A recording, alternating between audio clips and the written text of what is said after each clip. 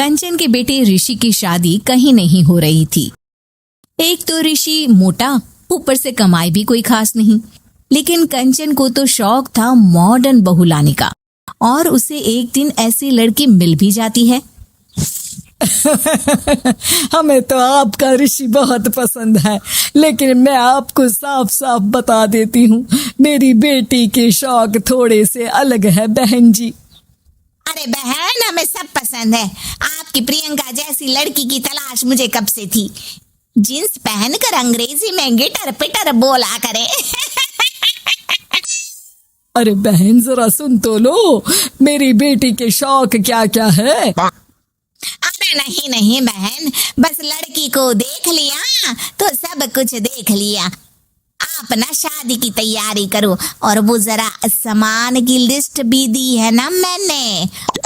हाँ बहन जी, सारा सामान शादी से एक दिन पहले ही आपके दरवाजे आ जाएगा। मजा आ गया, मजा आ गया। अब तो बस आप शादी की तैयारी करो। प्रियंका के माता पिता के जाने के बाद कंचन का पति उससे कहता है, अरे भाग्यवान, तुम तो कुछ ज्यादा ही जल्दी दिखा रही थी शादी की। अरे बोलने तो देती, लड़की की माँ क्या बोलना चाह रही थी। अरे आप चुप रहिए जी, कुछ पता भी है आपको, बस मुफ्त में बोले जा रहे हैं। मेरी दोस्त शशि की बहू देखी, लंबी पतली और पढ़ी लिखी, हजारों में कमाई और संस्कारी भी। अरे पर जब वो मेरी बहू देखेगी तो जल भुन जाएगी। लेकिन तुम तो शादी ऋषि के लिए कर रही हो ना, या शशि के लिए? तुम्हारा लड़का कुछ कमाता भी नहीं है, और शरीर भी भगवान की दुआ से फूलता ही जा रहा है। मैंने कहा ना, प्रियंका जैसी जींस पहनकर अंग्रेजी झाड़ने वाली बहू किस्मत वालों को ही मिलती है। चुप रहिए आप। पति के लाख कहने पर भी कंचन ऋषि की शादी प्रियंका से करवा देती है। लेकिन प्रियंका जैसे ही घर में आती है, वैसे ही जोर जोर से चिल्लाकर नाचने लगती है। आज मेरे यार की शादी है, आज मेरे यार की शादी है। अरे नाचो मन नाचो। आज मेरे यार की शादी है। कंचन, उसका पति और ऋषि ये देखकर हैरान रह जाते हैं। लग रहा है बहू को शादी की बड़ी खुशी है। बहू क्यों नहीं, हम भी नाचेंगे। अरे नाचो नाचो जी, मुंह क्या देख रहे हो, चलो चलो नाचो, बहू कह रही है। कंचन ये कहकर प्रियंका के साथ नाचने लगती है। ऋषि और उसके पिता वहां से चले जाते हैं। अगले दिन कंचन अपनी सहेलियों को प्रियंका से मिलवाने के लिए घर बुलाती है, जहां शशि भी आती है। अरे शशि, कैसी हो? मैं ना तुम्हें प्रियंका से मिलवाती हूँ। अरे सच में बहुत ही एडवांस सोच की लड़की है। कितने मॉडर्न ख्यालात है उसके, पता है तुम्हें? अरे हाँ कंचन, जरूर।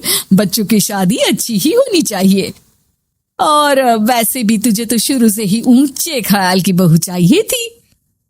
तभी कंचन की सहेली कहती है, बुलाओ ना प्रियंका को, हम भी मिल लें। अरे बहू प्रियंका, जरा बाहर तो आना। कई बार आवाज देने के बाद भी प्रियंका बाहर नहीं आती है, तो कंचन को बुरा लग जाता है। वो उसे लेकर बाहर आती है, लेकिन ये क्या, प्रियंका लड़खड़ाती हुई बाहर आती है और उसके हाथ में शराब की बोतल होती है। हालांकि शराब पीना स्वास्थ्य के लिए हानिकारक होता है और ये हमारी किडनी के लिए बहुत ही खतरनाक है, लेकिन कंचन की बहू प्रियंका पूरे नशे में होती है। अरे इतनी, ये कहकर वो शशि के पास जाती है। आंटी जी, देखे लेंगी? अरे दूर हो, दूर हो, तुम्हारे मुंह से तो शराब की बदबू आ रही है। अरे कंचन, ना तुम्हें मॉडर्न बहू चाहिए, लेकिन आधुनिकता का मतलब ये तो नहीं ना। बुरा न मानना कंचन, तुम्हें पता था कि तुम्हारे बेटे की कमाई और शरीर दोनों ही ठीक नहीं है, तो तुम्हें उसी हिसाब की लड़की से शादी करवानी चाहिए थी। ऐसा कहकर सभी औरतें वहां से चली जाती है। तभी प्रियंका की माँ कंचन के घर आती है। अरे बहन जी, बड़ी चालाक निकली आप तो। बेटी मेरे लायक बेटे के गले में बांध दी। आय हाय, बड़ी आए बिना बताए। उस दिन जब मैं ये बात बता रही थी तो तुम तो सुनने को भी तैयार नहीं थी। अब भुगतो तुम। ये कहकर वो वहां से वापस चली जाती है। सबके जाने के बाद कंचन अपना सर पकड़ लेती है। हाय रे, आधुनिकता की अंधी दाड़ में मैं अपनी संस्कृति ही भूल बैठी थी। अब तो राम ही बचाए मुझे।